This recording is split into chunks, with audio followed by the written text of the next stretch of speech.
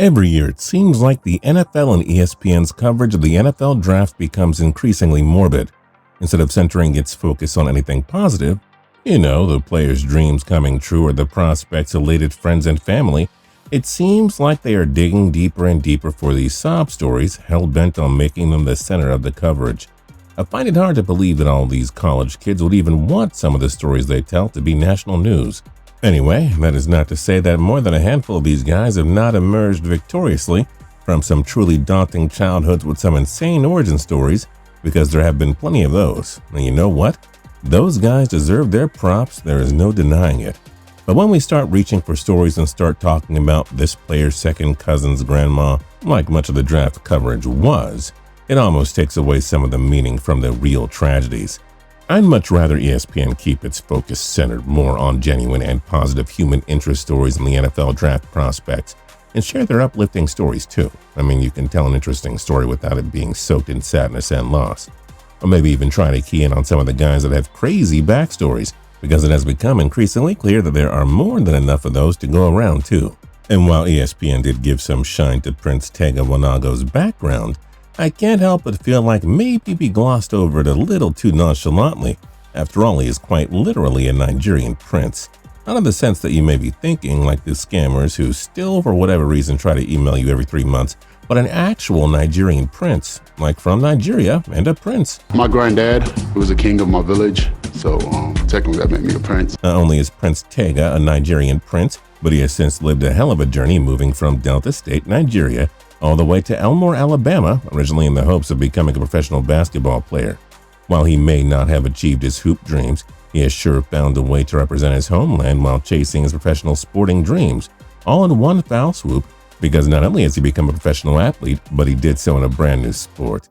During his early days in the U.S., he wandered onto the football field and subsequently ran a 4.64 40-yard dash in his Jordans, which quickly caught the attention of the school's football coaches, which in and of itself was a strike of serendipity, because up to that point, Wanogho had never even seen football firsthand. Despite the game's massive popularity in the U.S., it hasn't exactly made its way over to Nigeria yet. But he had heard all about it, and Zach, his 16-year-old foster brother, had summer practices, and he was eager to check it out, figuring it would be a nice bonding experience, as well as an opportunity to see the pigskin in the flesh. Prince Tega and another basketball player were just sort of meandering around the field, killing time tossing the ball back and forth. But when the head coach, Bobby Carr, sized up Tega from afar, he quickly invited them into the practice session. Coach Carr kept it simple for Wanogho, who at the time was 6'5" and 230 pounds, and couldn't fit into a single pair of cleats that the team had in inventory. He lined them up at defensive end and told him to go after the quarterback. Obviously, it's not like Tega started pulling off elite pass rushing techniques like a seasoned vet or anything. But he did dominate almost immediately, and after Coach Carr got his eyes on the stopwatch for that 40 time, he knew he had something special. Now, it did take some convincing to get Tega on the football field long term. After all, his mother was always against him playing football from the jump, especially after all that she had read about the risk of long-term brain injuries and whatnot on the internet. But he reassured her repeatedly, explaining that, logistically speaking, he was already much bigger than the kids he was going to be playing against, so he didn't see it as too serious of a risk. And perhaps more importantly, this was just another way that he could get into college, which he knew would pull on the right string with his mother. She eventually gave in, and for the entirety of Prince Tega Wanogho's tenure at Edgewood Academy, he was a force to be reckoned with, both on the hardwood and on the football field. Much to his surprise, his growth as a football player was damn near exponential, and almost overnight he transformed into an absolute beast on the gridiron. Before he knew it, he found himself inundated with college offers, as college coaches everywhere got wind of the athletic freak of nature over at Edgewood, and were eager to get their hands on his development. Just listen to what Auburn head coach Gus Malzahn had to say after watching his tape. "A big guy that can run and be fluid," Gus said. "You look at his body and say, if he gets in a weight room and on a food program, boy, he's going to be a big man." With the help of Zach and the rest of the Taylors, he eventually decided on Auburn because it was fairly close to his host family, and it seemed like a great opportunity for him. After converting him from a defensive end to an offensive lineman, the coaches were not sure exactly how long it would take, especially considering the fact that he suffered a couple of injuries early on in his college career. But sure enough, he made his way to the starting lineup by week 1 of his second year on campus. During his time at Auburn, Prince Tega earned second-team All-SEC honors and proved to be a legit NFL prospect.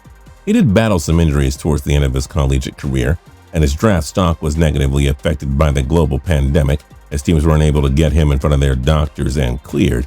But because of his promise, he was still selected by the Philadelphia Eagles in the 6th round of the 2020 NFL Draft. That, my friends, is a lot to unpack, so let's backtrack a little bit and venture back to Nigeria, where Tega's pursuit of the American dream all started. From there, we'll take a look at his journey to America and ultimately what led him from a basketball prospect to an NFL draft pick. Tega grew up in the 300,000-person city of Warri, relatively cosmopolitan city in southern Nigeria that is a big-time oil hub and one of the primary commercial capital cities of the Delta State. And that is where all 8 of his other siblings, Kelvin, Tina, Princess, Dolly, Joy, Mimi, Gloria, and Victoria, still live. That city and those beloved family members, the ones he had to leave behind to chase his dream, is what and who Tega says he's playing for. "This whole thing is bigger than me," Tega said to the Montgomery Advertiser. "Everything I'm trying to accomplish over here is to be able to provide for them better." Interestingly, the excitement about the move wavered a bit, as the same motivation that fuels him now almost halted his journey in its tracks. "It was exciting," Tega told ESPN about leaving Nigeria, possibly for good. "I was ready for a new adventure, but then again, as soon as I got in the plane, I got low. I started thinking about my sisters, my mom, I'm leaving everybody." Surprisingly, at 6'5" and over 300 pounds, Tega is still one of the babies of the family, as he is the second youngest. But he, along with Onome, who took leadership of the family after his father Philip passed away when Tega was just 10 years old, decided that journeying across the Atlantic Ocean to America to pursue an athletic career could provide a unique financial opportunity for Tega, who was a physical specimen from a young age. By the way, don't let the Prince distinction fool you. This isn't some spoiled kid coming from royalty or anything like that. It's not like he arrived in the States on a private jet with a black card in his hand. In fact, he was only even able to afford the move because of contributions made on his behalf by the Effiong Foundation, which was started by another former Nigerian, Effiong, who, like Wanogho, had an opportunity to come to America from Nigeria because of his athletic prowess. He is paying it forward after a similar foundation helped him make it to America, where he played 4 years of college hoops at Winthrop in the late 90s and early 2000s. Effiong started his foundation with the goal of promoting the well-being of humanity worldwide through education, healthcare, scientific, and technological initiatives. And fortunately for Wanogho, Auburn and the now Philadelphia Eagles includes running outreach camps back home in Nigeria, because it was at one of those camps where Prince Tega got lined up with the Effiong Foundation, as they spotted him as a special athlete who might have a chance to excel in the hyper-competitive professional sporting world one day, if given the right opportunity. When he got to the U.S. in 2014 at the age of 16, he had just $20 in his pocket. "I say we give him a hobo pack on the end of a stick, a can of beans, and a pocket full of dreams." He knew very little about the country and its culture, but after what he saw on TV from the likes of LeBron James, he knew he wanted to give it a shot. Now, if you were thinking, wait a second, LeBron James, not Tom Brady or Aaron Donald? That is because he originally came over as a basketball player, and the camp where he was spotted at was actually a basketball camp, which he has candidly admitted was his first love when it comes to sports. Effiong and his foundation had him enrolled at the Edgewood Academy and arranged for the Taylor family to take him in. Todd Taylor was actually an assistant coach at Edgewood at the time and had worked at a 5-star basketball camp where he met Effiong and developed a relationship with him over the years. Taylor had spoken at length with the school board about the idea of taking in a foreign exchange student, and once he got the okay, he reached out to Effiong to see if he knew any kids that might want to hop across the pond and play basketball in America. Effiong arranged a call between Taylor and Wanogho, and the ball just started rolling from there. By the beginning of the next academic year, Wanogho was enrolled at Edgewood and living in Taylor's house with his wife and his 2 kids. But even as he became more and more of a force to be reckoned with on the football field, basketball remained his true passion, and that stood true all the way through his final year at Edgewood Academy, despite the flurry of interest from top Division I college football coaches.